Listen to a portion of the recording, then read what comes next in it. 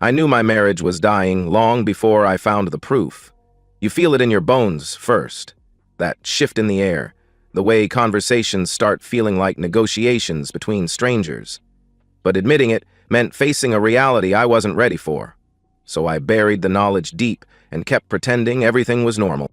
The unemployment hit me harder than I expected. 3 months after the layoffs at Morrison Tech, I was still sending out resumes and getting form rejection letters.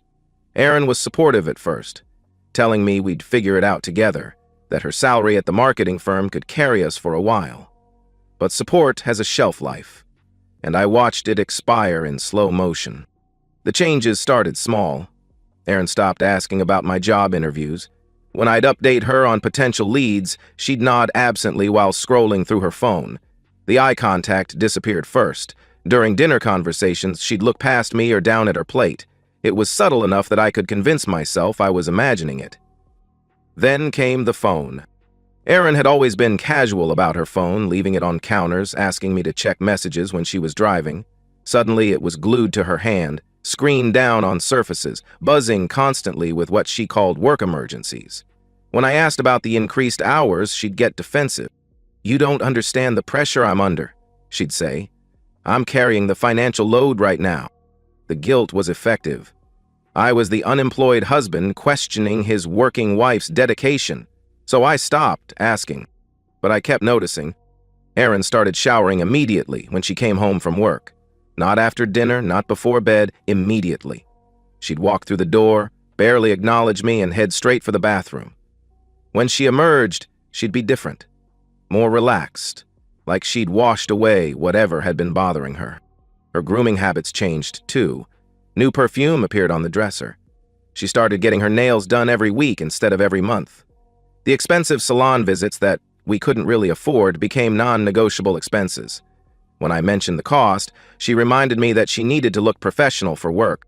"Besides," she said, "I'm the only one working right now." The knife twisted a little deeper each time. Our physical intimacy evaporated. When I'd reach for her in bed, she'd claim exhaustion. When I'd suggest weekend activities, she was too busy catching up on work projects. The woman who used to greet me with kisses started offering distracted waves from across the room. I began cataloging these changes like evidence in a case I didn't want to build. Late nights became more frequent. Working dinners with colleagues became weekly occurrences. Her explanations grew more elaborate and defensive when I'd ask simple questions about her day. The paranoia felt toxic, eating at me from the inside. I'd lie awake while she slept, analyzing every interaction, every excuse, every new behavior. Part of me hoped I was losing my mind, that unemployment depression was making me paranoid and suspicious of a wife who was simply stressed about supporting us. But the other part of me, the part that paid attention to details, knew better. The breaking point came on a Thursday evening in late September. Erin bounced through the door with an energy I hadn't seen in months. "I'm going on a girls' weekend," she announced, not asked. "Sarah's been planning this spa trip to the mountains for weeks. We leave Friday after work."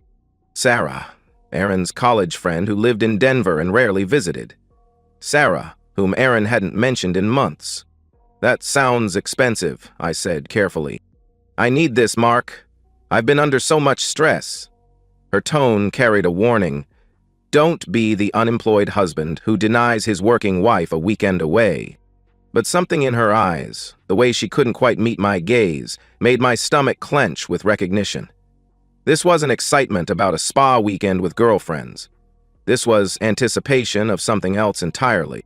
That night, as Erin packed with nervous energy, chattering about massages and hiking trails, I made a decision that would change everything. I couldn't live with the uncertainty anymore. I needed to know the truth, even if it destroyed me. Because living in limbo, questioning my sanity while watching my marriage die in real time, was destroying me already. The GPS tracker cost $47 on Amazon. Prime shipping, guaranteed delivery by Thursday afternoon, 12 hours before Erin's departure. As I clicked purchase, my hands trembled with the weight of crossing a line I couldn't uncross. Installing tracking software on my laptop felt like learning a foreign language. The instructions were simple enough. Create account, sync device, monitor location, but every click felt like a betrayal. Not of Aaron, but of the man I used to be, the man who trusted blindly, who gave benefit of doubt, who believed in the sanctity of marriage vows. That man was naive. This man, the one downloading surveillance apps at 2 in the morning, was pragmatic. I practiced the installation on my own car first, familiarizing myself with the magnetic mount, testing the battery life, learning how to access the tracking interface. The device was smaller than I expected, about the size of a matchbook, designed to hide under wheel wells or bumpers. Technology had made betrayal easy to commit and equally easy to discover. Wednesday night, I barely slept. Erin lay beside me, breathing peacefully, completely unaware that her husband was planning to surveil her weekend activities. Part of me wanted to wake her, confront her with my suspicions, demand honesty. But confrontation without proof would give her the opportunity to craft better lies, to cover her tracks more carefully. If I was wrong, I'd apologize and seek counseling for my paranoid thoughts. If I was right, I needed evidence. Friday morning arrived with cruel normalcy. Erin hummed while making coffee, kissed my forehead goodbye, and promised to call when she reached the spa. Her overnight bag sat by the door, too large for a 2-day trip, packed with care that suggested more than casual weekend comfort. "Have fun," I said, the words tasting like ash. "I will. I really need this break." After her Acura disappeared down our street, I retrieved the tracker from my toolbox and walked outside. My neighbor, Mrs. Patterson, was gardening, and I waved casually while heading toward the garage. Normal husband behavior. Nothing suspicious. Under Erin's wheel well, the magnetic mount clicked into place with satisfying finality. The LED light blinked green.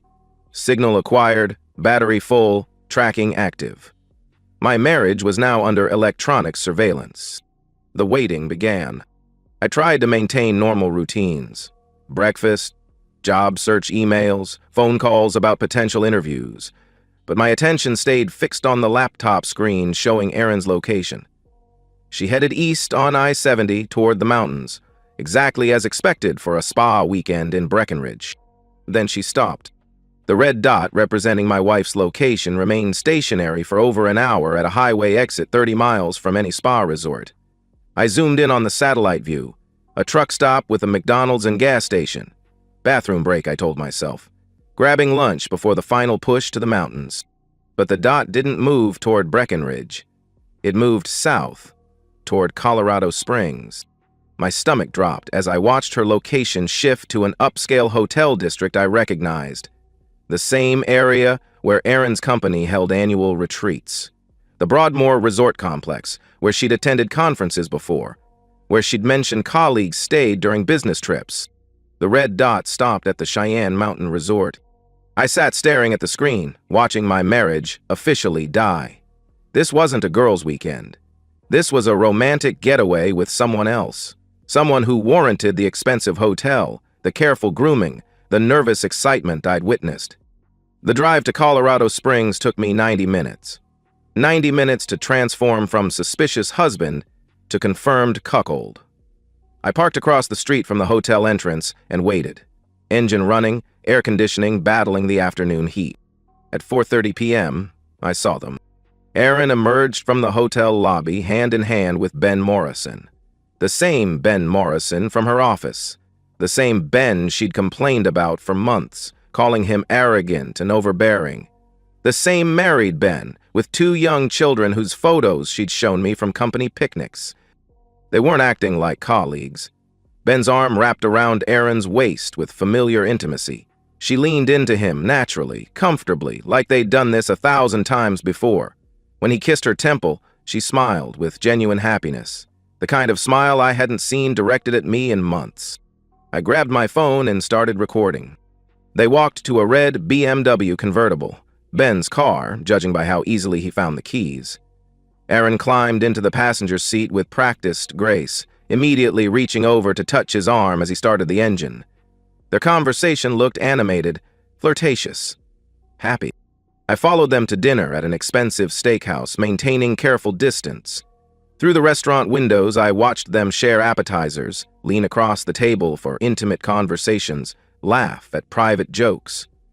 Erin looked radiant in ways I hadn't seen in our own home for months.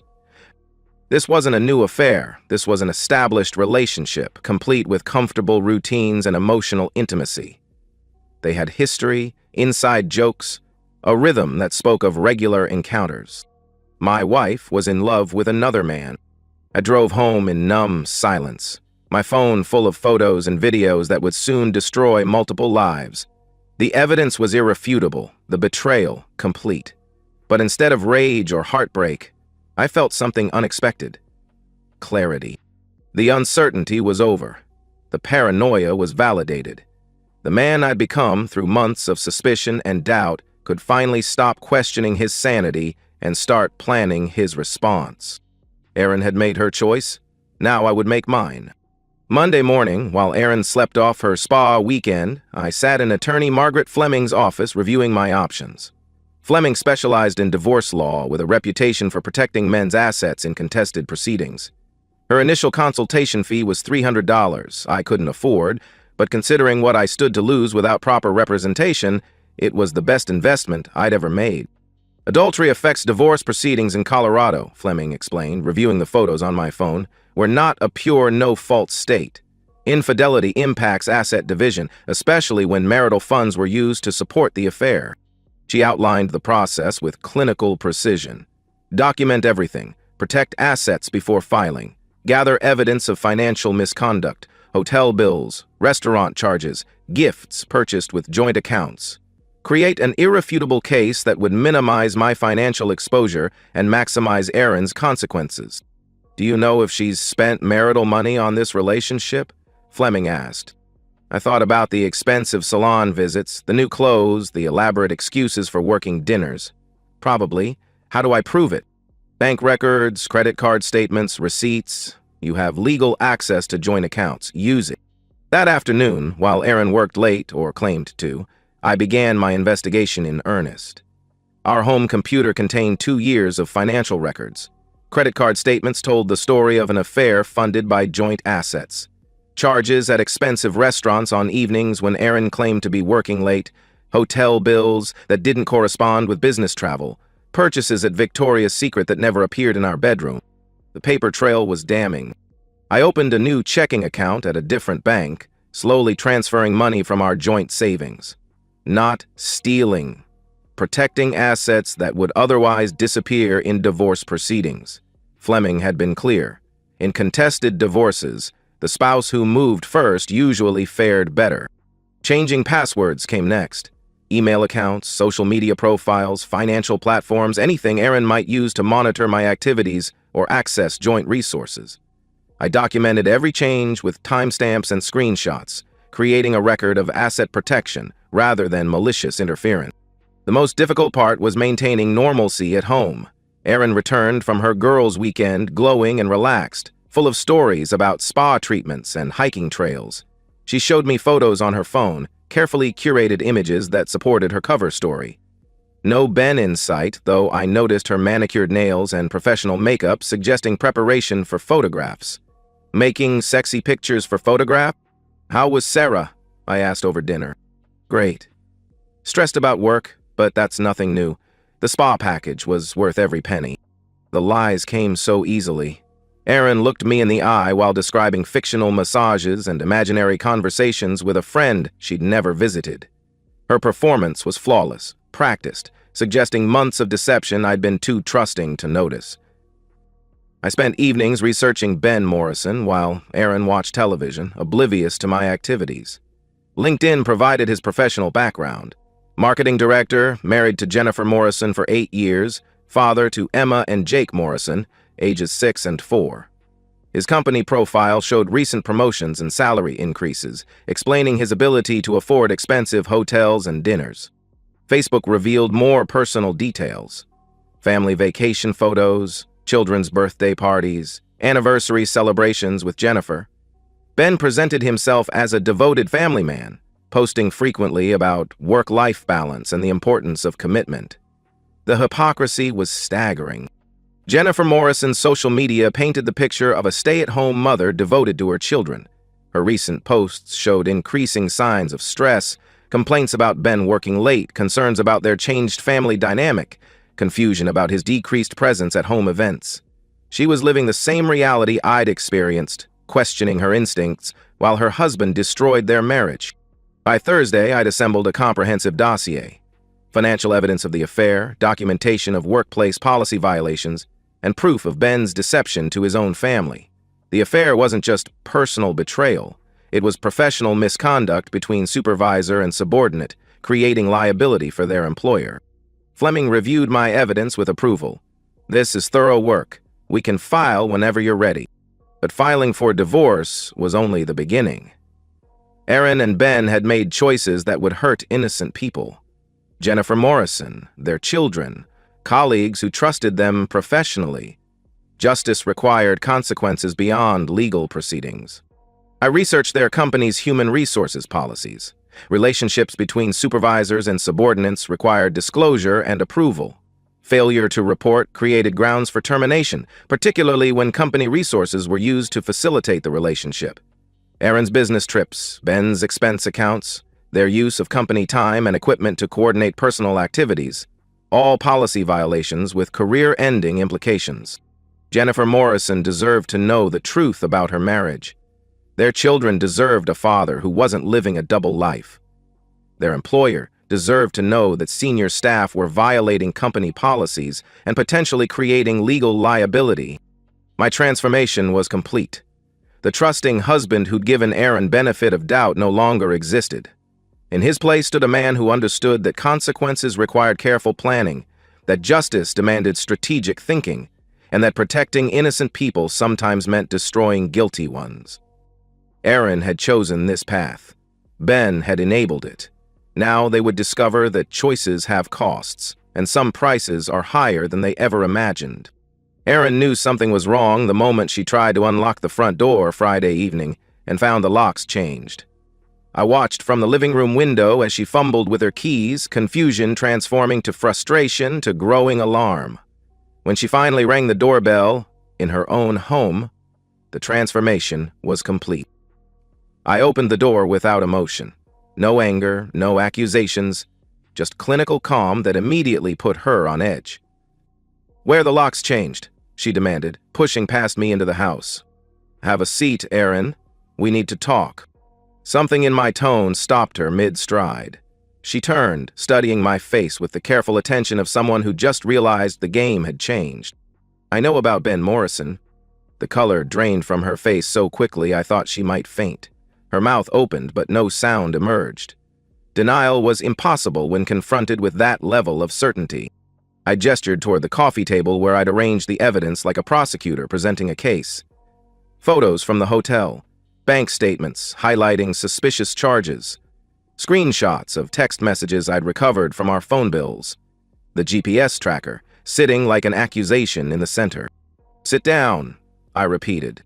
She collapsed into the chair across from me, staring at the evidence of her betrayal spread out like a road map of deception. Her hands trembled as she reached for one of the photos. Her and Ben walking hand in hand outside the Cheyenne Mountain Resort. "Mark, I can explain," she stammered. "No explanations, just listen," I roared. I handed her a manila folder. Inside were divorce papers, filed that morning with the county courthouse.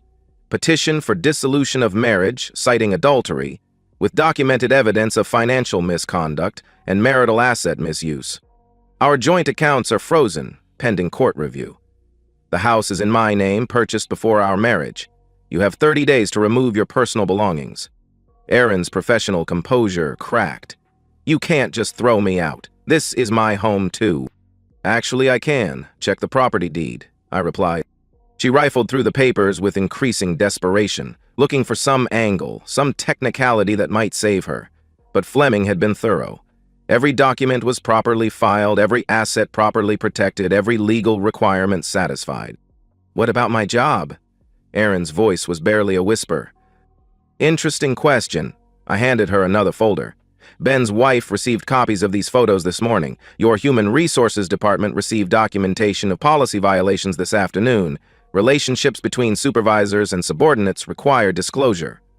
Using company resources to facilitate personal relationships violates your employment contract.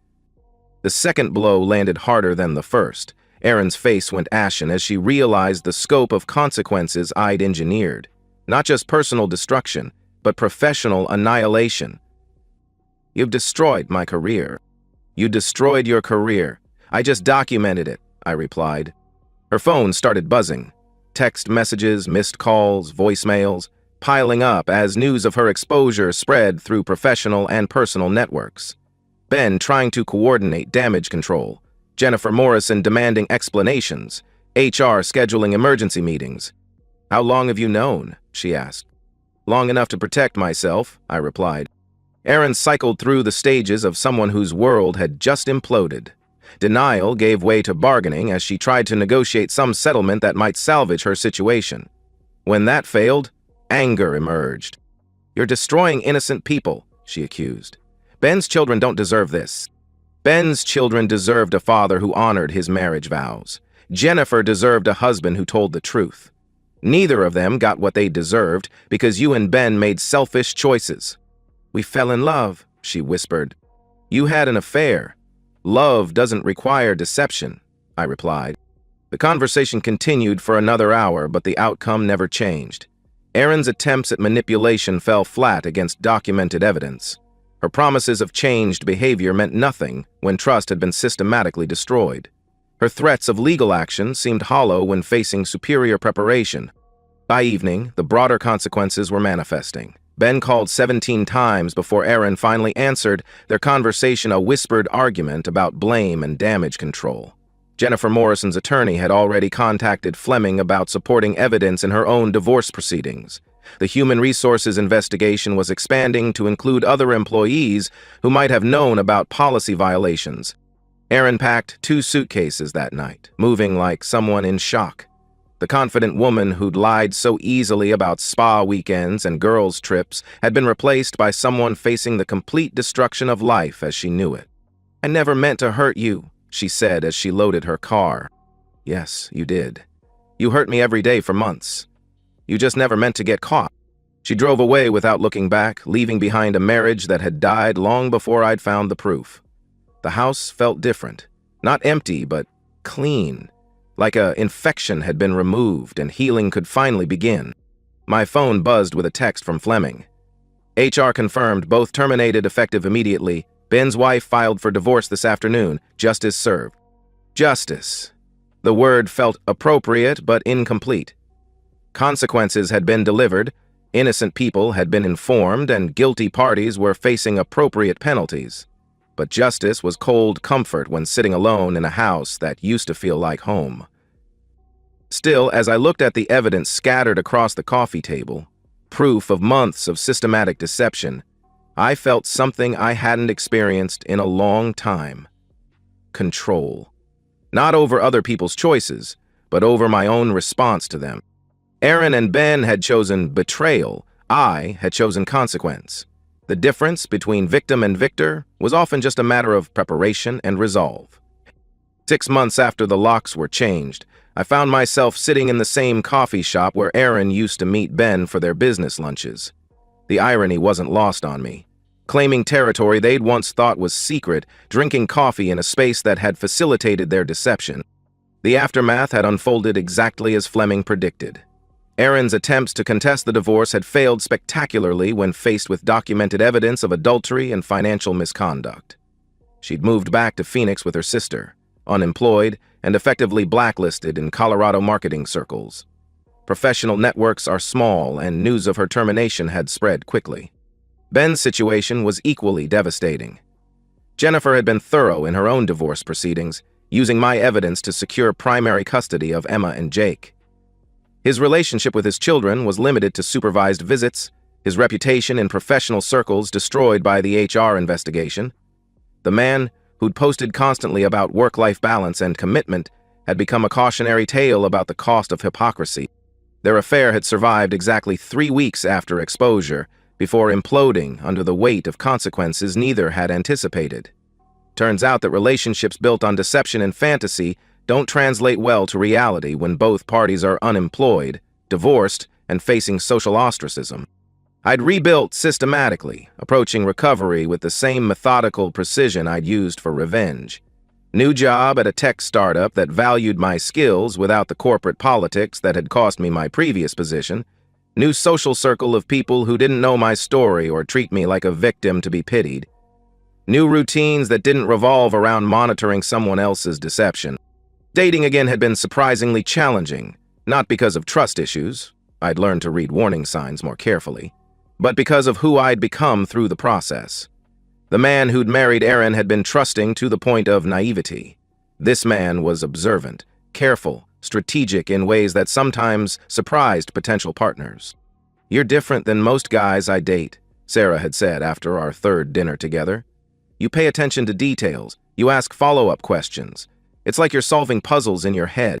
She wasn't wrong. Experience had taught me that people revealed themselves through inconsistencies, through the gaps between words and actions. I'd learned to listen for those gaps, to notice when stories didn't align, to trust my instincts when something felt wrong. Some might call it paranoid. I called it informed. The final piece of my investigation was destroyed on a Tuesday morning in March. 2 years of evidence, photos, documents, tracking records, financial statements, fed into an industrial shredder I'd rented for the day. Not from guilt about my actions, but from a desire to stop living in the shadow of someone else's betrayal. Watching those papers disappear felt like closing a chapter I'd never wanted to write. The man who'd assembled that evidence with such careful precision was still part of me, but he didn't need to be the whole of me. Erin had made her choices. I'd made mine. The consequences had played out exactly as designed, with justice served and innocent parties protected. But justice, I'd learned, was a cold companion compared to the possibility of genuine connection with someone capable of honesty. The question now wasn't whether I could trust again, it was whether I could find someone worth trusting. Someone whose words matched their actions, whose phone wasn't a fortress of secrets, whose affection wasn't rationed based on financial circumstances. Someone who understood that love, without honesty, wasn't love at all. The coffee shop hummed with ordinary conversations. Couples planning weekend trips that were actually weekend trips. People discussing work challenges that were actually about work. Normal interactions between people who'd chosen transparency over deception. I finished my coffee and walked out into the Colorado sunshine, leaving behind the shadows of surveillance and suspicion. The past had been documented, consequences delivered, and justice served. Now it was time to build something better than what I'd destroyed. And that's the end of today's story. If you enjoyed it, please give this video a thumbs up and drop a comment below. Your support helps the algorithm push my content further. If you're new to the channel, don't forget to hit that subscribe button. It really helps me keep creating more stories for you. Thanks for watching, and I'll see you in the next one.